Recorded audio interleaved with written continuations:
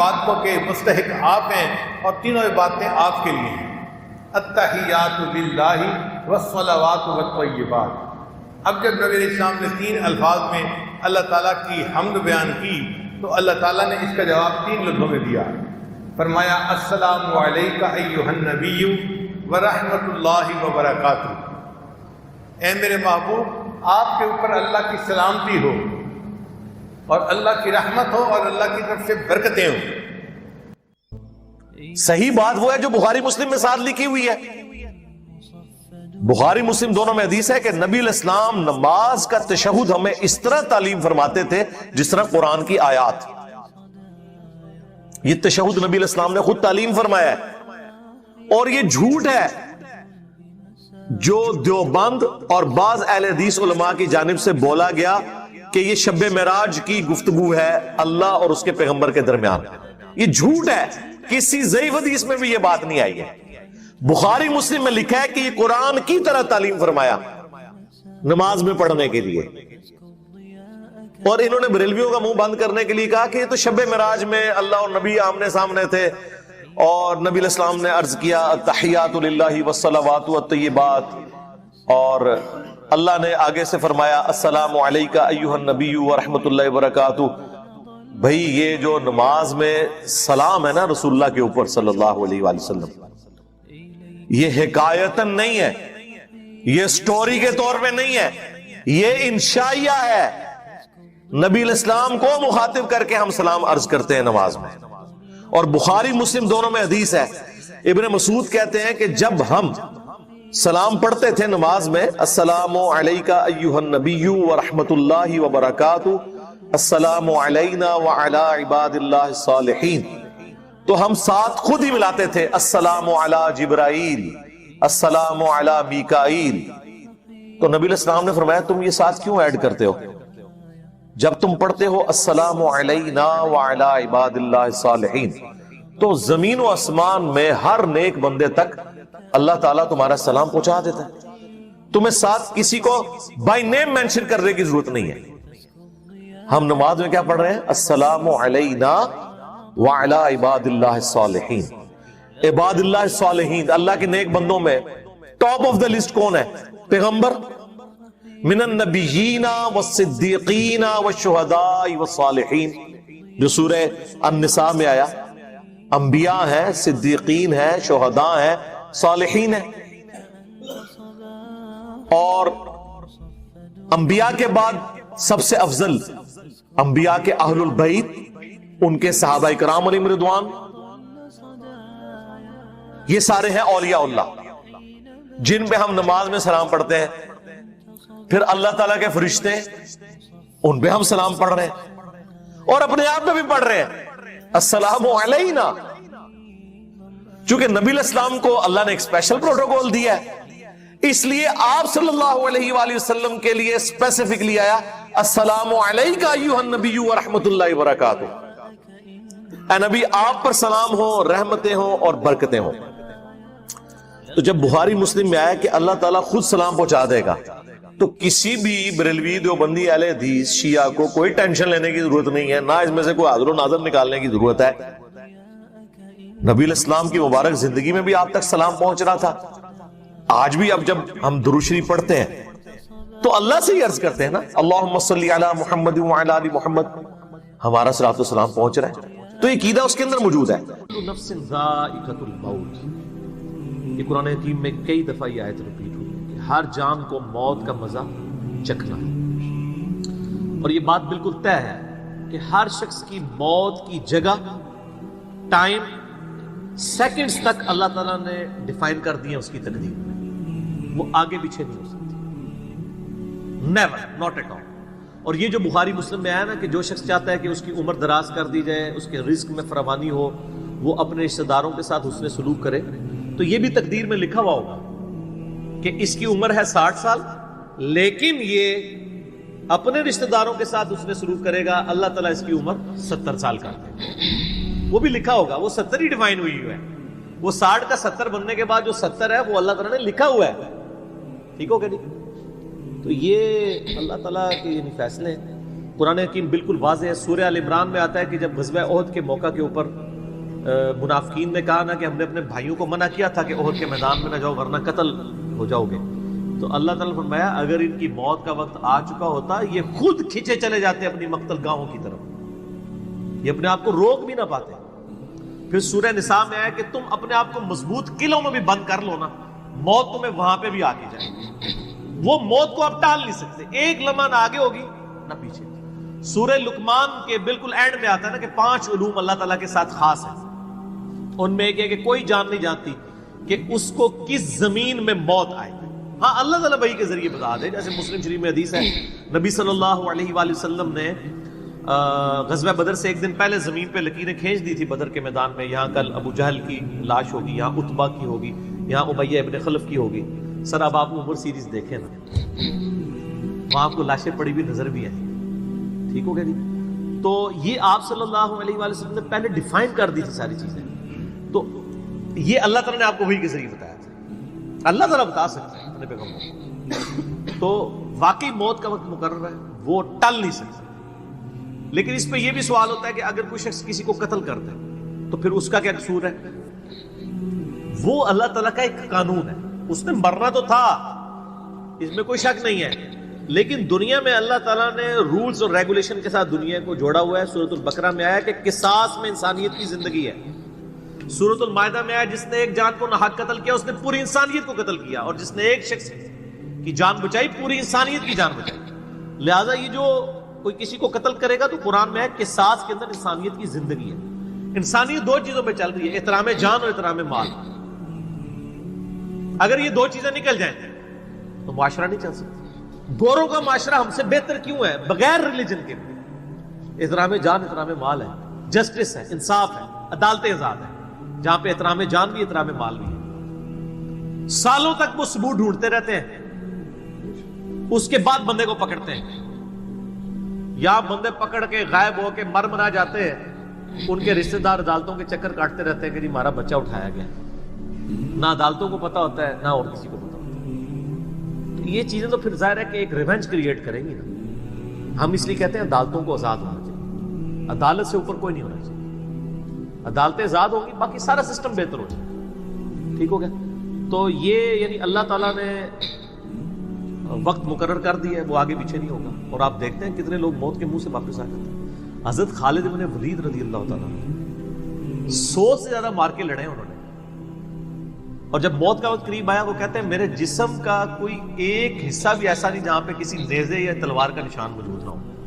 یہ عمر سیریز میں انہوں نے ان کی موت کا وقت فلمایا ہے. ابو دردہ ان کے پاس بیٹھے ہوئے ہیں اور وہ کہتے ہیں دیکھ لو اگر موت میدان جنگ میں آنی ہوتی نا ابو دردہ تو میرے جسم کا ایک حصہ بھی ایسا نہیں جہاں پہ کوئی زخم نہ ہو, اور میں ایک بوڑھے اونٹ کی طرح بستر مرگ پہ مر رہا ہوں. میدان جنگ میں نہیں شہادت ملی. شہادت اتنی آسانی سے نہیں مل جاتی انسان کو, وہ اللہ تعالیٰ جس کے لیے ڈیفائن کرے گا. باقی یہ ہے کہ اللہ تعالیٰ نے ان کو ایک فضیلت دی کہ وہ اللہ کی تلوار تھی, ظاہر تلوار تو ٹوٹ نہیں سکتی تھی. تو جو لوگ اللہ کے لیے زندگی گزارے وہ عام حالت میں بھی مرے, اللہ تعالیٰ ان کو شہادت کا رتبہ عطا فرما دیتا ہے. میدان جنگ میں جانے سے موت نہیں آتی. کتنے لوگ موت کے منہ سے واپس آتے ہیں, اور سر ایئر کریش میں لوگ بچ گئے ہوئے ہیں, اور تو اور چھوڑ دیں جہاں پہ کوئی انسان امیجن نہیں کر سکتا. کئی بم پھٹتے ہیں, بندے مر جاتے ہیں, کسی عورت نے بچہ اٹھایا ہوا ہے, بچہ سیدھا سلامت مل جاتا ہے وہاں سے. یہ اللہ کے فیصلے ہیں کس کے لیے کیا زندگی رکھی ہے. وہ اسی لیے کہا جاتا ہے نا کہ مارنے والے سے جو بچانے والا جو ہے نا وہ بڑا ہے.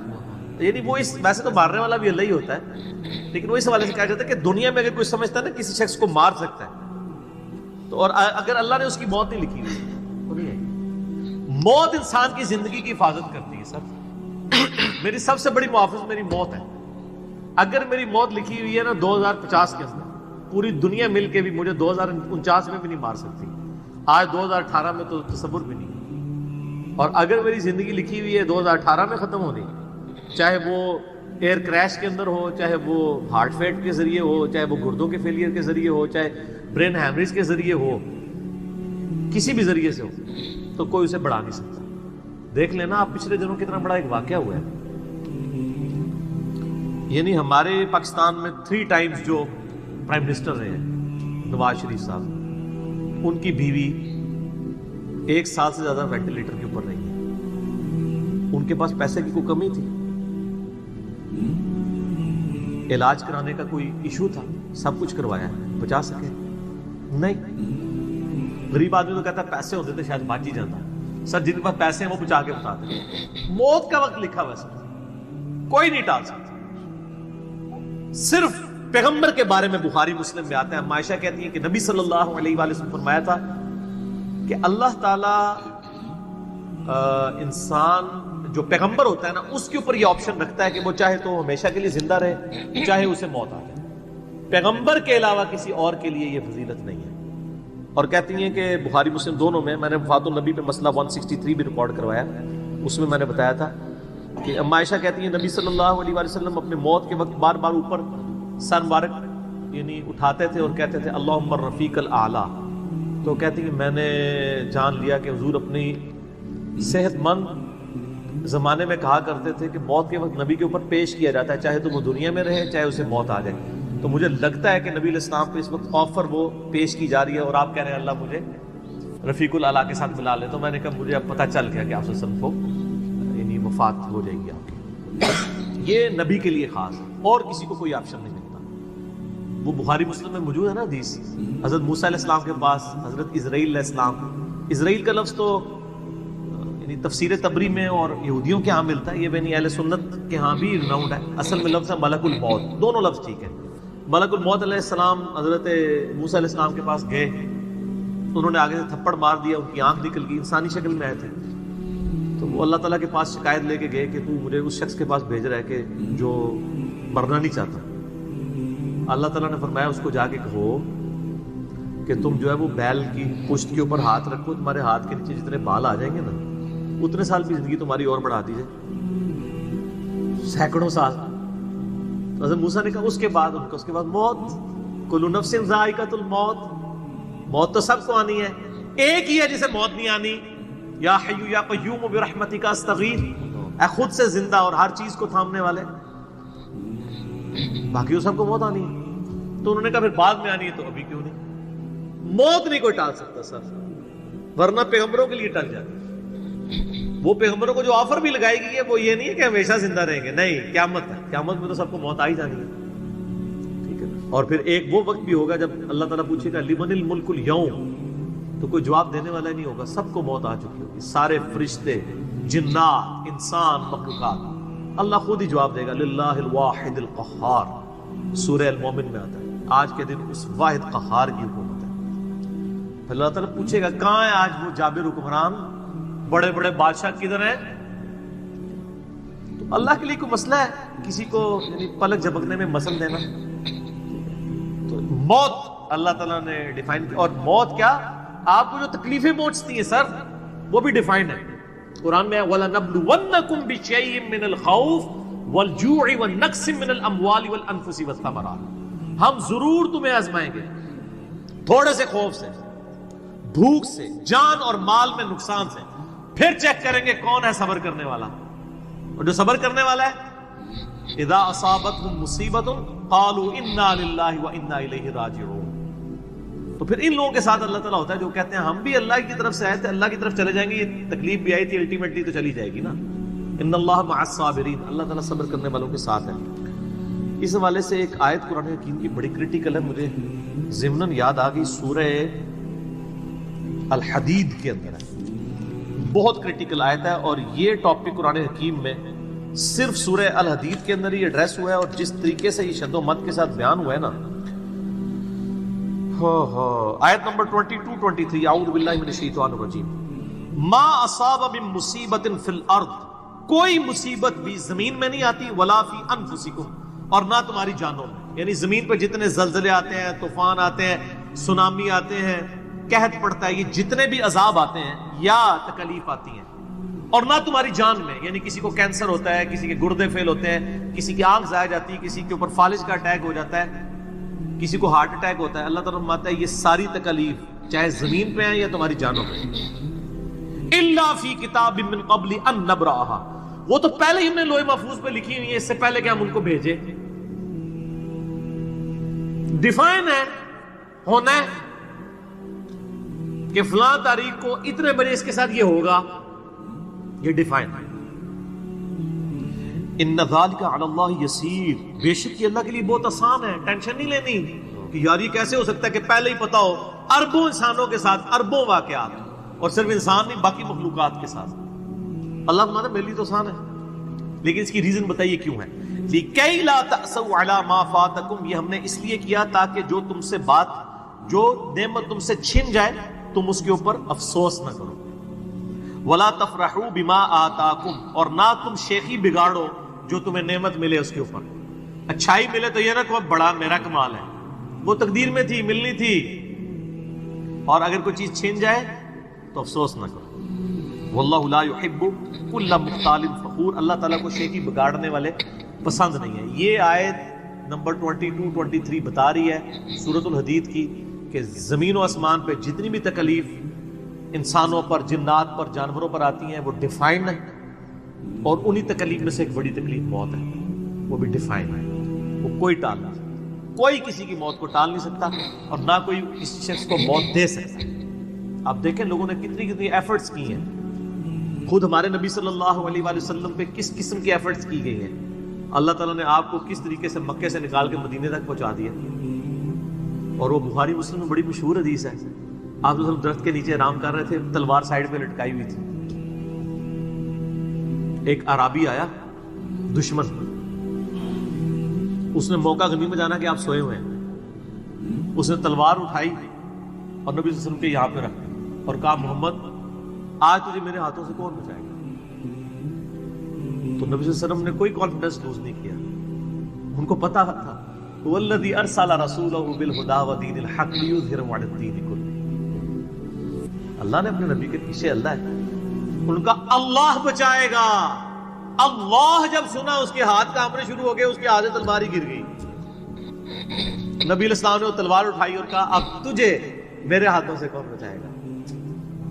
یہ بخاری مسلم دونوں میں یہ واقعہ، اس نے کہا سنو آپ تو معاف فرمانے والے ہیں، درگزر فرمانے والے ہیں، تو یعنی آپ کے اس نے اخلاق سے پھر متاثر ہوا، مسلمان ہو گیا۔ مسئلہ یہ ہے کہ یہ کانفیڈنس آپ کو ہونا چاہیے۔ بخاری مسلم میں حدیث ہے کہ غزوہ حنین کے موقع پر کچھ صحابہ کی زبان سے نکل گیا کہ بدر میں تو 313 تھے، غالب آ گئے تھے، آج تو ہم 12,000 ہیں، کافر تو بڑے تھوڑے ہیں۔ اور یہ ذکر سورۃ الانفال میں آیا غزوہ حنین کا، یہ فتح مکہ کے بعد ہوئی تھی یہ جنگ، مشرکین عرب سے آخری جنگ قبیلہ حوازن کے خلاف۔ اللہ کا ماتا جب تم نے یہ جملہ بولا نا پھر تمہیں بھاگنے کی جگہ نہیں ملتی تھی۔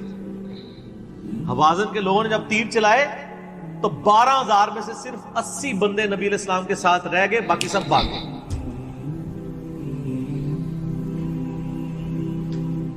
اور صحابہ کہتے ہیں، بخاری مسلم کے الفاظ ہیں، میں نے حضور کی معجزات والا جو لیکچر دیا ہے مسئلہ 131A-B-C-D، اس میں بتایا ہے کہ نبی علیہ السلام اکیلے آگے جا رہے ہیں، انا النبی لا کذب انا ابن عبد المطلب، میں نبی ہوں اس میں کوئی شک نہیں ہے، اور میں عبد المطلب کا بیٹا ہوں۔ یہ رڈز پڑھتے ہوئے آپ صلی اللہ علیہ وسلم اکیلے آگے جا رہے ہیں، اور آپ صلی اللہ علیہ وسلم نے زمین سے یوں مٹھی بھری کنکریوں کی اور یوں کافروں کی طرف، اور فرمایا چہرے مسخ ہو جائیں، آنکھیں اندھی ہو جائیں، اور سب کی ہوگی، مسلمانوں کو فتح ہوگی۔ اور اسی کا ذکر ہے وما رمیت اذ رمیت ولکن اللہ رمی، اے نبی جو آپ نے کنکریاں پھینکی تھی وہ آپ نے نہیں پھینکی تھی، وہ اللہ نے پھینکی تھی، یعنی اللہ کا پیچھے ڈیوائن ڈیسیژن تھا۔ تو کافروں کے خلاف فتح ہو گئی مسلم، یعنی نبی علیہ السلام کا کانفیڈنس لیول یہ تھا کہ اکیلے جا رہے ہیں، یہ نہیں دیکھ رہے کہ ہزاروں لوگ میرا ساتھ چھوڑ گئے، اکیلے فرنٹ سے لیڈ کر رہے ہیں۔ تو جن لوگوں کو یعنی اللہ پر یقین ہوتا ہے نا، ان کی یہی حالت ہوتی ہے، اور یہی صحابہ کرام کا یعنی یقین کامل تھا۔ اس لیے آپ دیکھیں نا، آپ عمر سیریز میں دیکھیں گے حضرت خالد بن ولید جنگ یمامہ میں جب مسلمانوں کو شکست ہونے لگتی ہے اکیلے آگے جاتے ہیں، جنگ یرموک میں بھی ایسے ہی کرتے ہیں۔ تو جن کو اعتماد ہوتا ہے نا وہ پھر فرنٹ سے لیڈ کرتے ہیں۔ موت ٹال نہیں سکتی، موت کیا تکلیف بھی جو آپ کو پہنچنی ہے، اور سر اسی کے ساتھ آپ زندگی گزار سکتے ہیں، اس کے بغیر آپ زندگی نہیں گزار سکتے، کڑ کڑ کے مر جائیں گے۔ آپ کس اس چیز کو کیٹر فور کر سکتے ہیں؟ ہم یقین کریں صبح اسکول بچوں کو بھیجتے ہیں تو دعائیں پڑھتے رہتے ہیں، کیا ہو سکتا ہے؟ ایکسیڈنٹ ہو سکتا ہے، وہاں پہ بچہ جھولے سے گر سکتا ہے، کسی کی ہڈی ٹوٹ سکتی ہے، کان پٹی پہ لگ جائے ڈیتھ ہو سکتی ہے. یار اتنی چیزوں کو کون کاؤنٹر فار کر سکتا ہے؟ اللہ. تو اللہ پہ توکل کرے. اور جب تکلیف آ جائے انا للہ و انا الیہ راجعون. صحیح مسلم میں حدیث ہے, نبی صلی اللہ علیہ وآلہ وسلم نے فرمایا جو شخص تکلیف کے وقت فوراً پڑھ لے انا للہ و انا الیہ راجعون اللہم اجرنی فی مصیبتی واخلف لی خیرا منہا, اللہ تعالیٰ اس کو اس کا بہتر نعم البدل عطا فرما دے گا. میرے یوٹیوب پہ کلپ بھی ہے اس دعا کے اوپر, مصیبت اور پریشانی کے حوالے سے یعنی بہتری کے لیے دعا, یہ کر کے لکھیں تو آپ کو کھل جائے گا. یہ آپ کو مشکات میں کتاب الجنائز چیپٹر میں پہلی جلد میں دعا مل جائے گی صحیح مسلم کے حوالے سے. ام سلمہ کہتی ہیں کہ جب میرا خامن فوت ہوا تو میں نے یہ فوراً دعا پڑھ دی, انا للہ و انا الیہ راجعون, ہم بھی اللہ کی طرف سے ہیں, اس کی طرف لوٹ کے جانے والے ہیں. اللہم اجرنی فی مصیبت, اے اللہ مجھے اس مصیبت میں بہتر اجر عطا فرما, واخلف لی خیرا منہا, اور مجھے اس سے بہتر بدلہ عطا فرما. کہتی میں دل میں سوچ رہی تھی کہ اس سے بہتر مجھے خامن کیسے مل سکتا ہے.